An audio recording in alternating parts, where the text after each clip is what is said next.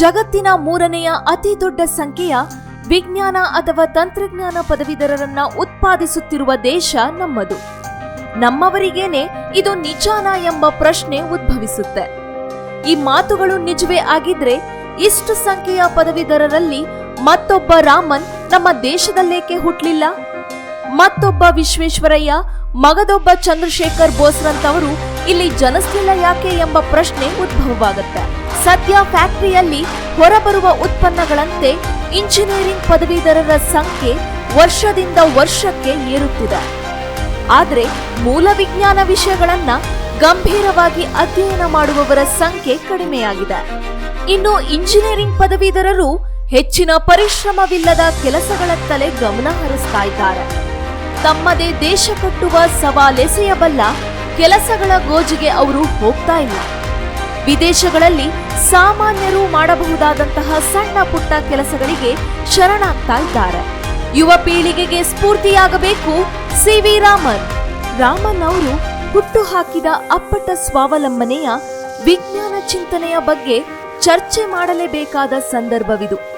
1930ರಿಂದ ಇಂದಿನವರೆಗೆ ಭಾರತದಲ್ಲಿಯೇ ಹುಟ್ಟಿ ಬೆಳೆದು ವಿದೇಶಕ್ಕೆ ಹಾರದೆ ತನ್ನ ದೇಶಕ್ಕಾಗಿಯೇ ಸೇವೆ ಸಲ್ಲಿಸಿದ ಏಕೈಕ ನೋಬೆಲ್ ಪುರಸ್ಕೃತ ವಿಜ್ಞಾನಿ ಅಂದ್ರೆ ಅದು ಸಿ.ವಿ. ರಾಮನ್. ಇವರ ಪೂರ್ಣ ಹೆಸರು ಚಂದ್ರಶೇಖರ ವೆಂಕಟ ರಾಮನ್. ಇವರು ನವೆಂಬರ್ 7, 1888ರಲ್ಲಿ ತಮಿಳುನಾಡಿನ ತಿರುಚಿನಾಪಳ್ಳಿ ಜಿಲ್ಲೆಯ ತಿರುವನೈಕಾವಲ್ ಎಂಬಲ್ಲಿ ಜನಿಸಿದರು. ಅವರ ತಂದೆ ಚಂದ್ರಶೇಖರ್ ಕಾಲೇಜು ಒಂದರಲ್ಲಿ ಭೌತಶಾಸ್ತ್ರ ಪ್ರಾಧ್ಯಾಪಕರಾಗಿದ್ದರು. ತಾಯಿಯವರ ಹೆಸರು ಪಾರ್ವತಿ ಅಮ್ಮಾಳ್. ತಂದೆಯನ್ನು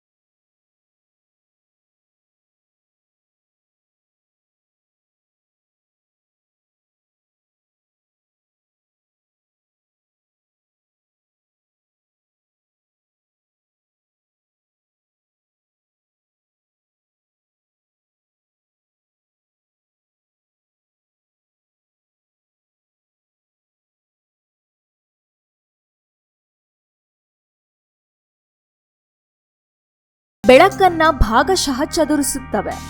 ಹೀಗೆ ಬೆಳಕು ಚದುರಿದಾಗ ಬೆಳಕಿನಲ್ಲಿರುವ ಎಲ್ಲ 7 ಬಣ್ಣಗಳು ಚದುರುತ್ತವೆ. ಆದರೆ ಹೆಚ್ಚು ಚದುರದ ಕೆಂಪು ಬಣ್ಣದ ಬೆಳಕು ಆಕಾಶದಲ್ಲಿ ಸೂರ್ಯ ಕಾಣುವ ಪ್ರದೇಶದಲ್ಲಿ ಪ್ರಜ್ವಲಿಸುತ್ತದೆ. ಉಳಿದ 6 ಬಣ್ಣದ ಬೆಳಕುಗಳು ಆಕಾಶಕ್ಕೆ ನೀಲಿ ಬಣ್ಣವನ್ನ ನೀಡುವುದು ಎಂಬ ಸತ್ಯವನ್ನ ಇಡೀ ವಿಶ್ವಕ್ಕೆ ಮೊದಲ ಬಾರಿಗೆ ತಿಳಿಸಿದವರು ಸಿ.ವಿ. ರಾಮನ್. ಈ ಸಂಶೋಧನೆಯನ್ನ ರಾಮನ್ ಎಫೆಕ್ಟ್ ಎಂದು 1928ರಲ್ಲಿ ಅವರು ಮಂಡಿಸಿದಾಗ ಇಡೀ ವಿಶ್ವವೇ ಬೆರಗಾಗಿತ್ತು. ಒಂದೊಂದೇ ಸಾಧನೆಯ ಮೆಟ್ಟಿಲುಗಳನ್ನ ಹತ್ತಿದ ರಾಮನ್ 1900 12ನೇ ವಯಸ್ಸಿನಲ್ಲೇ ಮೆಟ್ರಿಕ್ಯುಲೇಷನ್ ಪಾಸ್. 1904 ಮದ್ರಾಸಿನ ಪ್ರೆಸಿಡೆನ್ಸಿ ಕಾಲೇಜಿನಲ್ಲಿ BA ಪದವಿ. 1907 MSc ಪದವಿ ಪಡೆದ ರಾಮನ್ 1907 ಭಾರತೀಯ ಸಿವಿಲ್ ಸರ್ವಿಸ್ ಪರೀಕ್ಷೆಯಲ್ಲಿ ಉತ್ತೀರ್ಣ, ಕೋಲ್ಕತ್ತಾದಲ್ಲಿ ಡೆಪ್ಯೂಟಿ ಅಕೌಂಟೆಂಟ್ ಜನರಲ್ ಆಗಿ ವೃತ್ತಿ ಜೀವನ ಆರಂಭ. 1917 ಕೋಲ್ಕತ್ತಾ ವಿಶ್ವವಿದ್ಯಾಲಯದಲ್ಲಿ ಭೌತಶಾಸ್ತ್ರದ ಪ್ರಾಚಾರ್ಯರಾಗಿ ಕೆಲಸ. 1924 ಲಂಡನ್ನಿನ ಫೆಲೋ ಆಫ್ ರಾಯಲ್ ಸೊಸೈಟಿಗೆ ರಾಮನ್ ಆಯ್ಕೆ. 1928 ಬೆಂಗಳೂರಿನಲ್ಲಿ ರಾಮನ್ ಎಫೆಕ್ಟ್ ಮಂಡನೆ. 1930 ನೊಬೆಲ್ ಪ್ರಶಸ್ತಿಗೆ ಭಾಜನರಾದ ಸಿ.ವಿ. ರಾಮನ್. 1934 ಬೆಂಗಳೂರಿನ ಇಂಡಿಯನ್ ಇನ್ಸ್ಟಿಟ್ಯೂಟ್ ಆಫ್ ಸೈನ್ಸ್ನ ನಿರ್ದೇಶಕರಾಗಿ ಅಧಿಕಾರ. 1948 ಬೆಂಗಳೂರಿನಲ್ಲಿ ರಾಮನ್ ರಿಸರ್ಚ್ ಇನ್ಸ್ಟಿಟ್ಯೂಟ್ ಸ್ಥಾಪನೆ. 1954 ರಾಮನ್ಗೆ ಒಲಿದ ಭಾರತ ರತ್ನ ಪ್ರಶಸ್ತಿ. ಕೊನೆ ಉಸಿರಿನವರೆಗೂ ಕನಸಿನ ಸಂಶೋಧನಾ ಸಂಸ್ಥೆಯಲ್ಲಿ ವಾಸ. 1930ರಲ್ಲಿ ತಮ್ಮ ಅಪ್ರತಿಮ ಸಂಶೋಧನೆಗೆ ದೇಶಕ್ಕೆ ನೊಬೆಲ್ ಬಹುಮಾನ ತಂದುಕೊಟ್ಟ ಸರ್ ಸಿ.ವಿ. ರಾಮನ್ ಬಹುಕಾಲ ವಾಸವಾಗಿದ್ದುದು ಬೆಂಗಳೂರಿನ ಮಲ್ಲೇಶ್ವರಂ ಬಡಾವಣೆಯ 15ನೇ ಅಡ್ಡ ರಸ್ತೆಯಲ್ಲಿರುವ ಪಂಚವಟಿಯಲ್ಲಿ. ನಂತರ ಅವರು 1998ರಲ್ಲಿ ಸದಾಶಿವನಗರದಲ್ಲಿರುವ ರಾಮನ್ ರಿಸರ್ಚ್ ಇನ್ಸ್ಟಿಟ್ಯೂಟ್ ಸ್ಥಾಪಿಸಿದ ಮೇಲೆ ತಮ್ಮ ವಾಸ್ತವ್ಯವನ್ನು ಅಲ್ಲಿಗೆ ಬದಲಾಯಿಸಿದರು. ಟಾಟಾ ಇನ್ಸ್ಟಿಟ್ಯೂಟ್ನಿಂದ ನಿವೃತ್ತರಾದ ಅವರು ಮೂಲ ವಿಜ್ಞಾನ ಕ್ಷೇತ್ರದಲ್ಲಿ ತಮ್ಮ ಸಂಶೋಧನೆಯನ್ನ ಮುಂದುವರೆಸಲು ಈ ಸಂಸ್ಥೆಯನ್ನ ಸ್ಥಾಪಿಸಿದ್ರು. ಇದಕ್ಕೆ ಅಗತ್ಯವಾದ ಭೂಮಿಯನ್ನ ಕೊಟ್ಟಿದ್ದು ಮೈಸೂರಿನ ಮಹಾರಾಜರು. ಇದಾದ ಬಳಿಕ ರಾಮನ್ ಅವರು 1970ರಲ್ಲಿ ತಮ್ಮ ಕೊನೆಯುಸಿರು ಇರುವವರೆಗೂ ಈ ಸಂಸ್ಥೆಯ ಆವರಣದಲ್ಲೇ ಇರುವ ನಿರ್ದೇಶಕರ ವಸತಿ ಗೃಹದಲ್ಲಿಯೇ ವಾಸವಾಗಿದ್ದರು.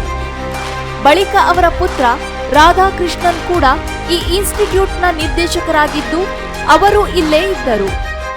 ಈಗಲೂ ರಾಮನ್ ಅವರ ವಂಶಸ್ಥರೇ ಇಲ್ಲಿ ಇದ್ದಾರೆ.